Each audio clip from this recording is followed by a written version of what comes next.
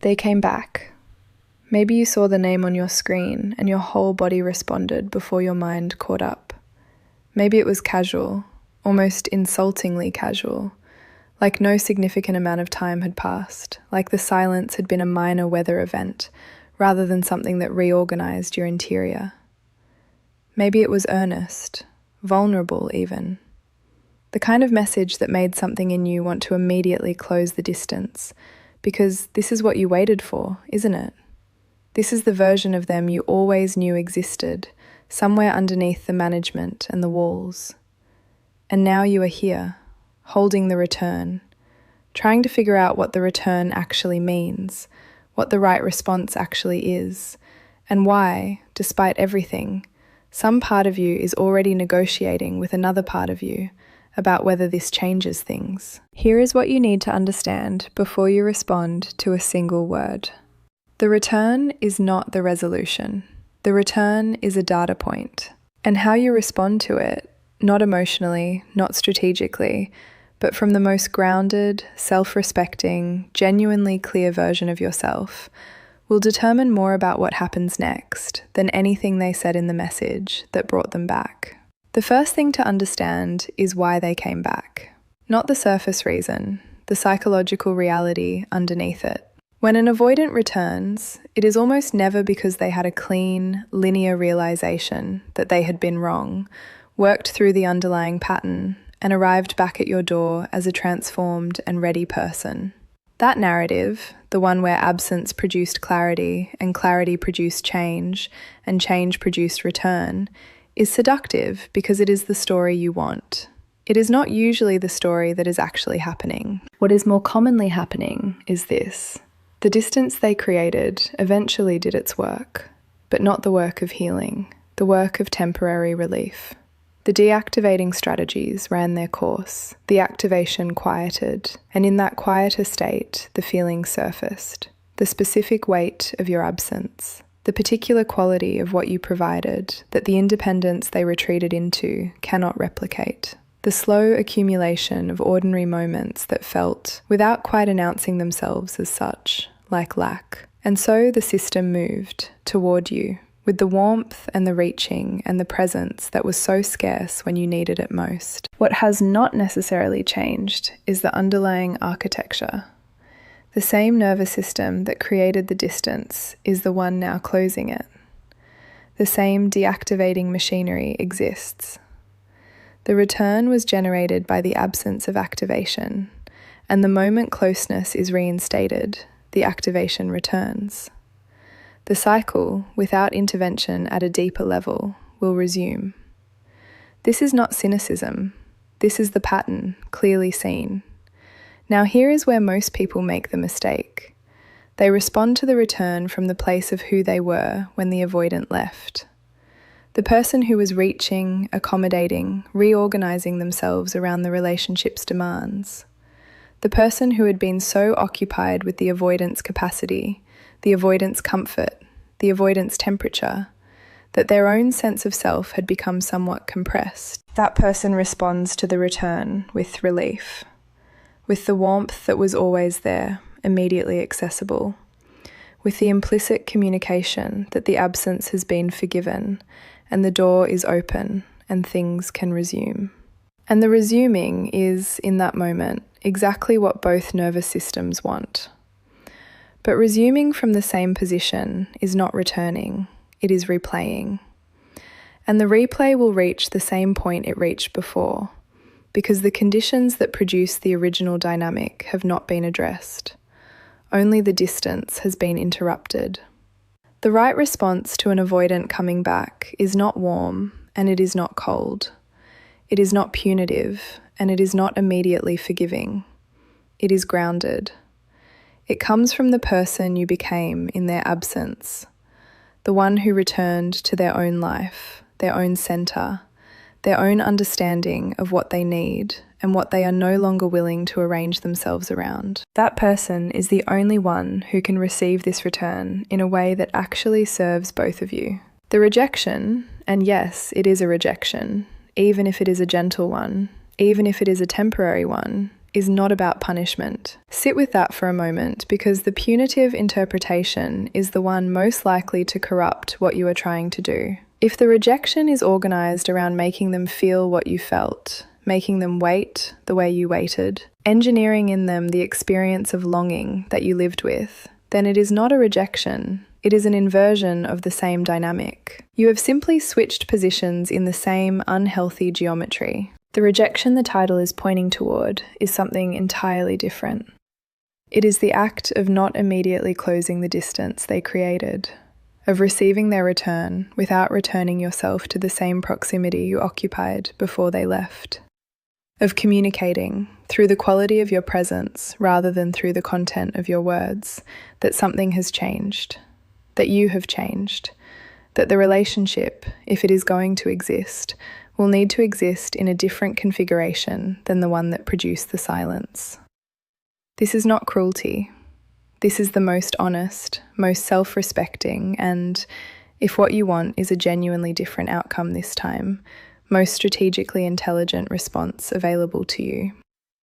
What does this actually look like in practice? It looks like responding without urgency, without the immediate, full availability that characterized who you were before. Without reorganizing your day around their return, without placing them back at the center of your attention, without the implicit communication that their coming back has restored everything to its previous state. It looks like warmth that is measured, present, genuine, human, but not at full volume. Not the warmth of someone who has been waiting and is flooded with relief. The warmth of someone who is glad to hear from them and is also entirely fine either way. These are different temperatures.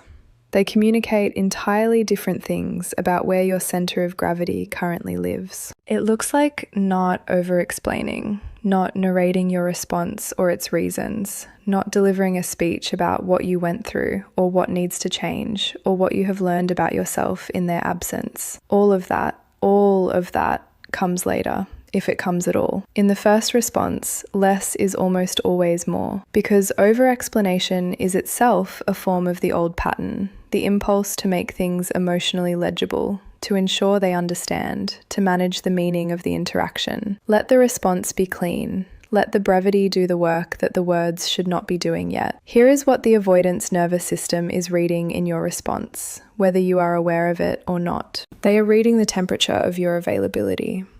Whether the person who received their message is the same person they left, the one organized around them, or someone different, someone who has, in the interim, consolidated into themselves in a way that is both perceptible and compelling.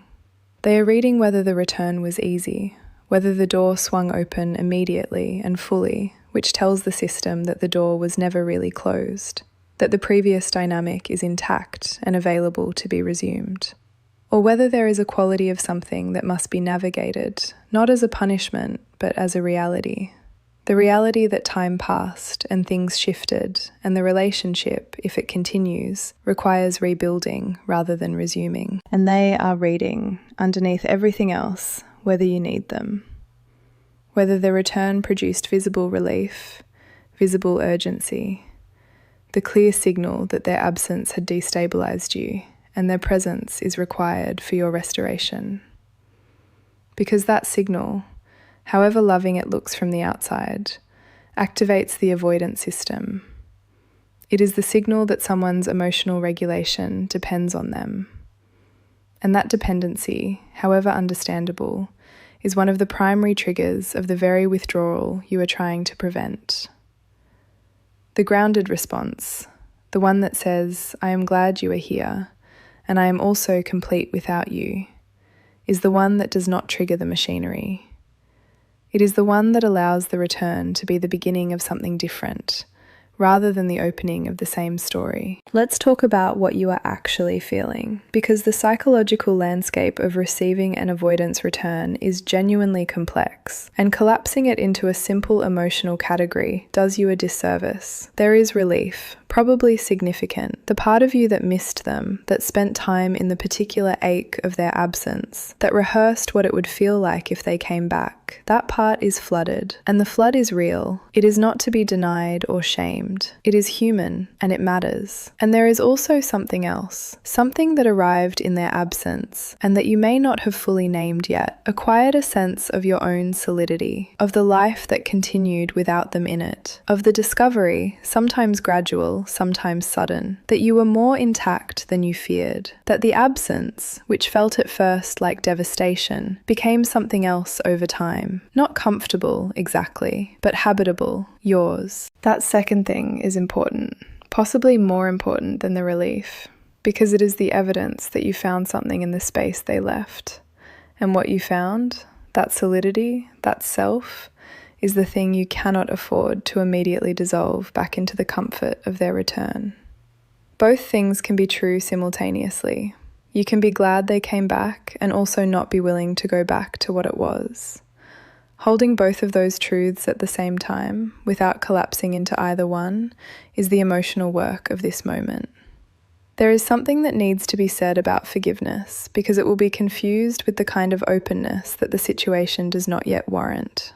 Forgiveness is internal. It is the release of the particular bitterness or grief or resentment that their distance produced in you, not for their sake, but for yours. The way holding anger at an avoidant costs the holder far more than it costs the avoided. The way the story of their wrongdoing, rehearsed and maintained, keeps you emotionally located in the relationship, even when you are no longer in it. Forgiveness, in this context, means releasing that story, putting down the weight of it, not because what happened was acceptable, but because carrying it is expensive and you are done paying. But forgiveness is not the same as renewed access.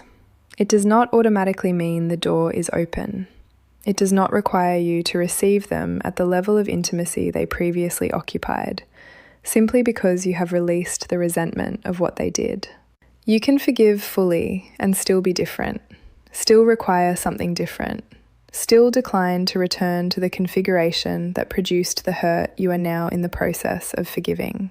The confusion of these two things, forgiveness as emotional release and forgiveness as renewed access, is one of the mechanisms by which people end up back in the exact dynamic they spent the avoidance absence grieving.